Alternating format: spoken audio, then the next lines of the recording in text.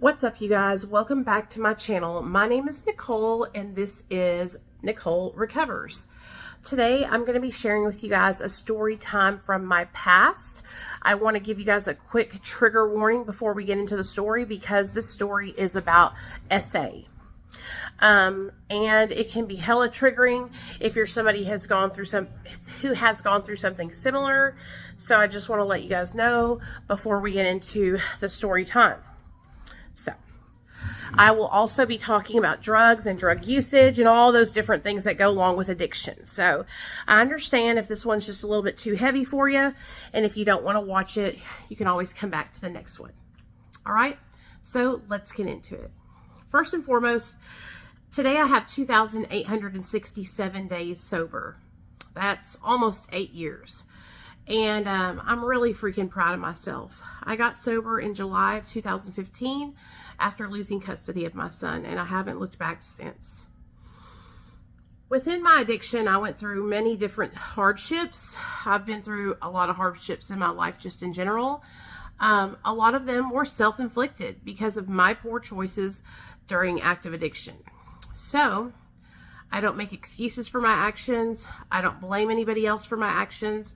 And I take full responsibility for the things that I did in active addiction. Now, what we're going to be talking about tonight is the time that I was raped. I don't think there's ever a time where a person is raped where they deserve it or where it was their responsibility. Just because I'm a drug addict doesn't mean I don't deserve my own respect from other people and self-respect. No one ever has the right to come into your physical space and violate that, whether you're on drugs or not. It doesn't matter if I was pop locking it, dropping it, naked, doing a fucking handstand on the pole. I should have never had this happen to me. So I'm going to take you back to about 2003 or 4. I had just started working at the Department of Human Services. No, not Human Services. The Department of Finances. The Revenue Office. The Department of Revenue. Where you get your IDs, your car tags, your driver's license. You pay sales tax. You pay all that stuff. And I had been working there and I was making pretty good money, and I had gotten kicked out of my mother and father's house because they finally realized that my drug addiction was out of hand. Okay. Now you have to understand, I graduated in 2000. Okay. So I was 18 when I graduated, and this was like 2003, 2004. So I had been kicked out of my parents' house for probably a good 6 months solid, and they weren't allowing me to come back. So I was trying to find somewhere to stay, and I had been house hopping and couch hopping, and I had made friends with this guy named Shane when I was in high school.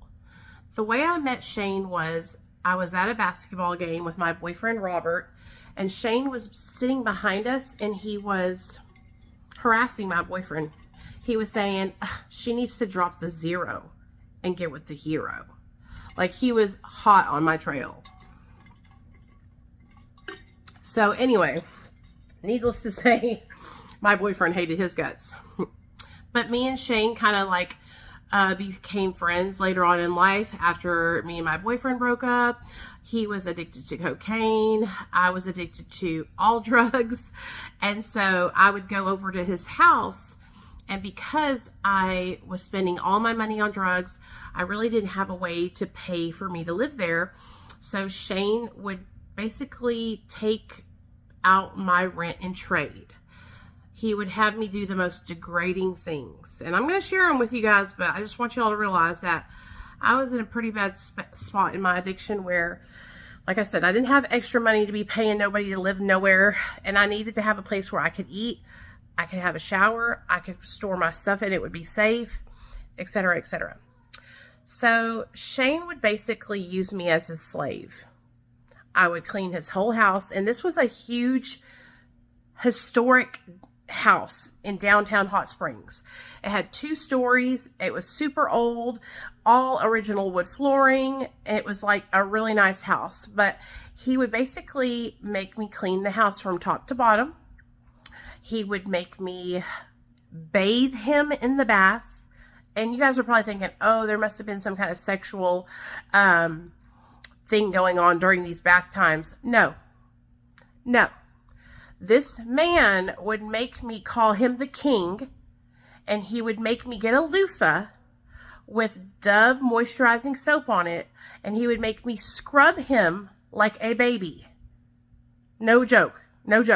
There was no touch my pee-pee or nothing like that. It was literally him having me be a slave. So I would scrub his ass clean, and then he would get out. He would say, I would have to say, King, your towel's ready, and stand there with the towel open, where he would step into the towel. I would wrap him up like a little boy and help him get warm. And then he would go sit on his bed, and I would have to get lotion and lather this man's body from head to toe in lotion.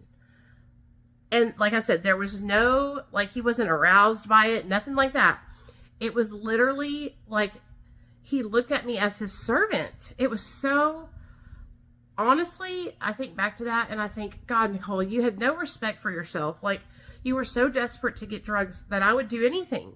I would literally call some fucking loser cocaine crack addict like me the king to get free drugs and a place to stay.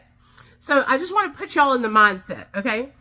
So one day, and he was also very verbally and physically abusive to me. Like, he would scream at me, he would yell at me, he would call me worthless, he was very mean to me. I remember one time in particular, our friend Tyrone was there, and he threw me into the glass door. It was one of those screen glass doors that opens, and Tyrone was so mad. He was like, hey man, don't fucking do that to her. And he was like my real friend, you know what I mean? Shane treated me like a piece of shit, and he used me and abused me. So anyway, I had come home from work. I was working at Olive Garden when I lived with Shane, and at Olive Garden, we had to wear these like button up the front white shirts that are long sleeve with a long tie, a long black apron, black pants. I was fully covered, baby. It wasn't a piece of skin showing. And I came home from Olive Garden, sat on the couch, and Shane's friend Black was there. And I had been there with Black alone many, many times. Like, I was not scared or worried for anything. He had a couple Xanax. He gave me a couple footballs. We smoked a blunt. We were watching TV. And as the evening progressed, probably about 45 minutes into the evening, he started calling me by my last name. So my last name used to be DeMayo. So he started going, DeMayo, in this like weird kind of like creepy voice. I was like, dude, what the fuck's wrong with you? And he got up and he went to the bathroom, or so I thought. So while he was gone in the bathroom or wherever he was at that I thought he was, the lights went out in the house. So I got up and I went to turn the light on, and it wouldn't turn on. And that's when I heard him saying, DeMayo, don't make this difficult, DeMayo. And I got fucking scared because I'm not stupid. I wasn't born yesterday. I wasn't hard, I wasn't slow or anything. I knew what was going on. And so I started trying to find my way around the house without falling over shit, trying to run around and get out of the house safely without him bothering me. And he caught me by my ankle and dragged me by my ankle across the whole, he dragged me down the stairs, through the hallway to the side room that was like by the computer room and the laundry room, but it wasn't like, it was like just like this random side room. It was an old house, like I said.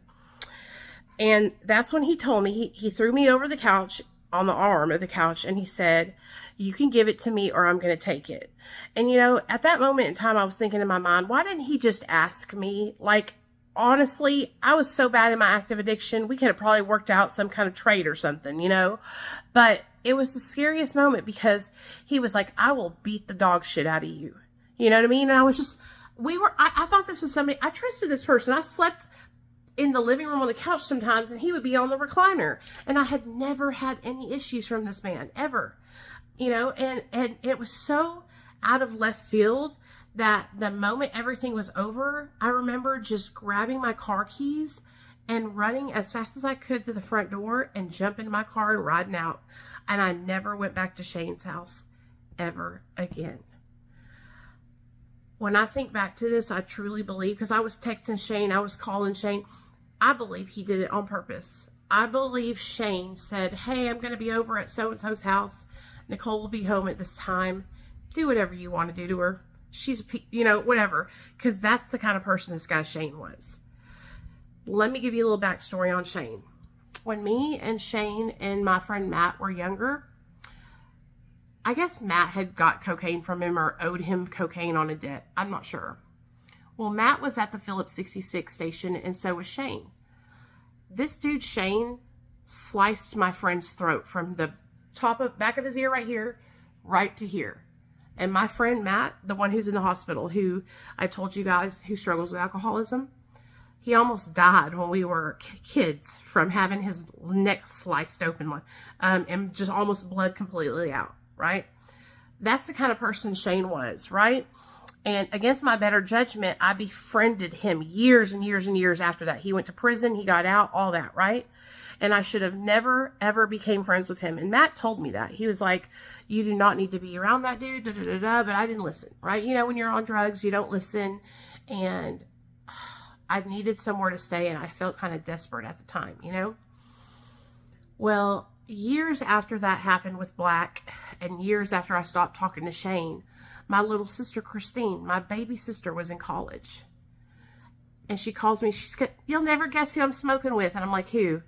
And she says, Shane. And when I tell you guys, I got chills all over my body.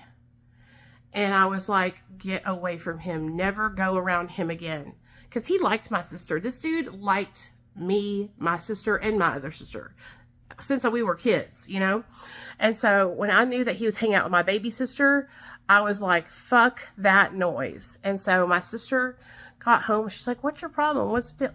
And I told her what happened, and she's like, I'm so sorry. And I was like, I just couldn't believe it. She's like, he's in my class. They were both in college, and he was in her class. He was like 40-something years old taking college classes, which is nothing wrong with that. There's nothing wrong with that. But, that's how they got into each other's pathway, I froze when I heard his voice with my sister because, like I said, I truly believe that he told Black that I would be home after work and to do whatever he wanted to do, and that was the kind of person Shane was. I almost want to say his last name so bad, but I'm not going to, because I'm just not going to do that. But if people from Hot Springs watch this video, they're going to know exactly who I'm talking about. And, now in 2023, the last time I heard from Shane was when me and my husband went to Branson in 2020 or 2019. I can't remember which year. But he had a girlfriend, and his girlfriend's daughter was calling me because he had kidnapped her or something. And long story short, he was strung out on meth and cocaine. And so, that's what happens, when you don't try to do better or try to change your life, and you also try to hurt other people in the process, good things don't happen for you. Eventually, all that life catches up to you, and that's what I believe is happening with him now. Life is finally catching up to him. But in the process of my almost 8 years of sobriety, I've been able to learn to forgive Black for what he did to me. Will I ever go and say, oh, Black, I love you so much, let's be friends? Hell no. But I forgive him, and that forgiveness has allowed me to let go of that experience and heal and grow and become better. You know what I'm saying? For a long time, I didn't want to even be touched by people. When I met my husband, I was very insecure. I was very, I didn't trust anybody. And it was because a lot of the things that happened to me in active addiction, that with that rape happening, and then my old boyfriends, experiences with those, I just had a lot of trauma from past relationships. And